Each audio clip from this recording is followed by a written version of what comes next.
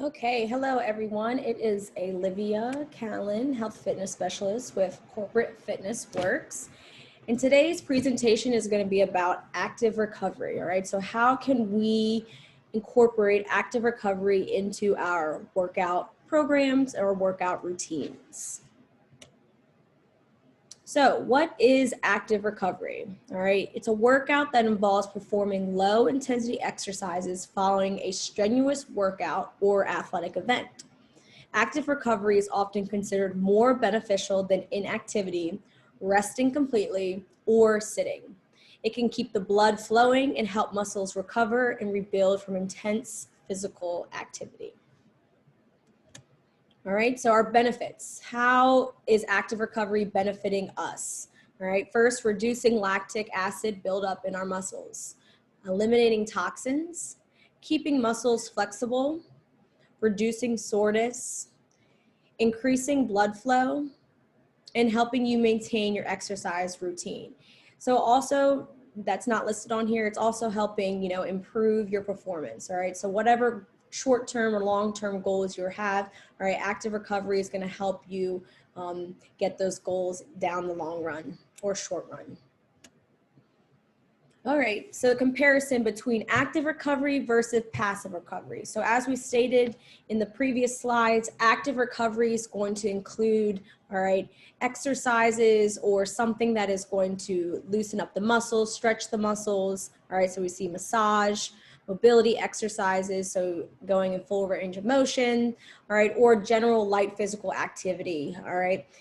Then passive recovery is going to be completely different. It's going to involve almost nothing, all right? And it all is going to be warranted in the case of a certain type of injury, all right? So if you have an injury, all right, sometimes you need to have that rest day because we don't want to overtrain and we don't want to cause that injury to last longer, all right? So sometimes a rest day is much needed, all right? So that is the difference between active recovery, where we're still doing stuff to help our body, help our muscles, do a little movement, versus passive recovery, where resting and we're not doing any activity.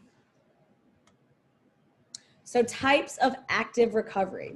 So first we have a cool down, all right? So you might see this as you're working out, maybe you're working out in the gym and you cool down after your workout. This is what it's gonna consist of. So it's exercise may include things such as jogging or cycling at a slower pace. It differs from a typical cool down in that it lasts longer than a few minutes, all right? So instead of, some people like to warm up on the bike, do like a 5-minute warm up.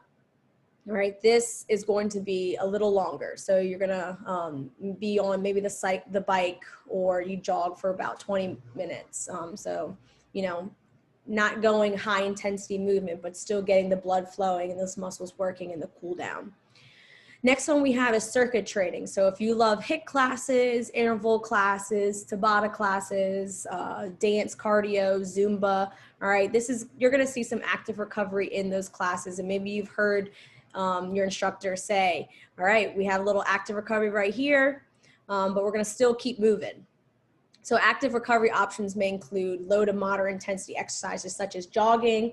All right, we're doing some high knees, some marching in place, doing some deep lunges going side to side, or we're doing a little step touch between intervals. All right, so we're still moving in between each exercise, keeping the heart rate up, the blood flowing, all right, but we're not doing so high intensity exercise. So that's our second one.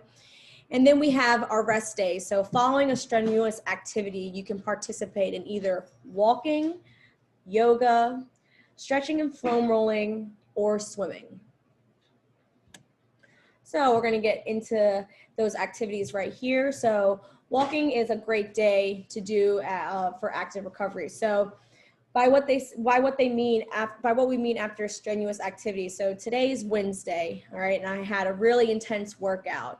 And tomorrow was going to be designed as my rest day, but my body still feels pretty good, but I don't want to do any hard activity. So maybe I go for a walk, all right? Or if you're a runner, you do a light jog. So that rest day that you had designated for you, all right? And if your body's feeling good, so instead of just sitting on your butt, not doing anything, you're going to do a nice light jog, or you're maybe going to take yoga class, all right? So yoga's, again, helps stretch restore muscles and increase flexibility. And it'll also reduce stress and inflammation. Then you have some foam rolling, all right? So some people dedicate a day for foam rolling, all right, which I think is really, really good because we want to foam roll, get those knots out of your muscles, all right, so you can feel good the next day when you're going back to your exercise routine. And then last but not least, swimming. So swimming is very good for our joints, especially as we get older, all right? So maybe you're going swimming a couple laps each day, or you're taking a water aerobics class, all right, to keep that heart rate up. But again, helping your joints, helping those muscles.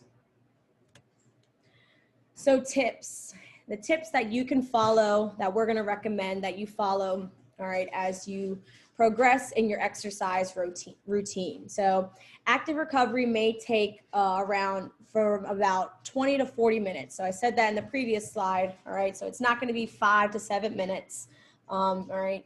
You're gonna have a little longer duration for your active recovery. So this might be, all right, I'm foam rolling for 30 minutes today, or I'm taking a 60-minute yoga class, or, you know, anything in that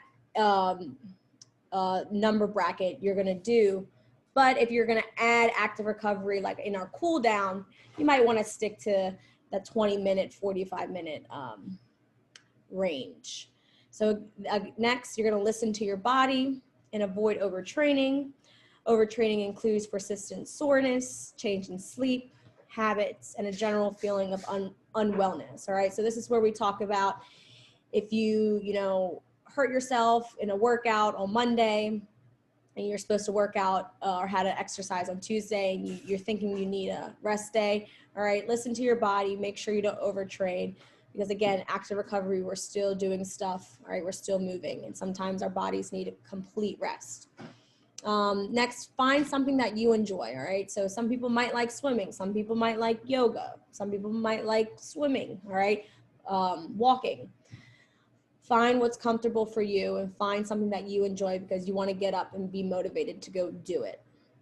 And then last but not least, start adding some low intensity exercise to the end of your workout, all right, and see how you feel. So start small. So maybe you're like, all right, on this day, I'm gonna do my lifting, I'm gonna do my back and shoulders, and then I'm gonna do a 20-minute cycle on the bike, or I'm gonna go walk outside for 20 minutes, whatever's comfortable for you. All right, start small and then build your way up.